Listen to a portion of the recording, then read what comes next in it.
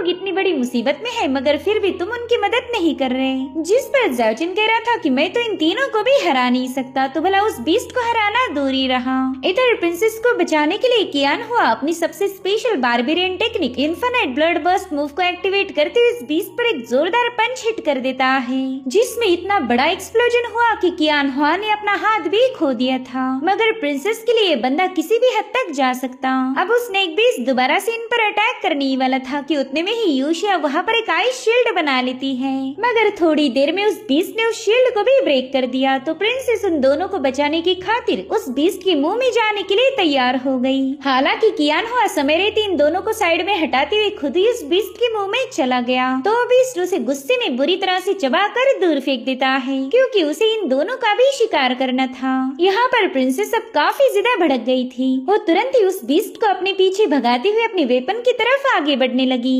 इधर ऊशिया उसे बता रही थी कि प्रिंसेस प्लीज गॉड वेपन का यूज मत कीजिए, मगर प्रिंसेस ने अपना ब्लड सैक्रिफाइस करते हुए उस एंशिएंट टाइम्स के गॉड वेपन को बाहर निकाल लिया।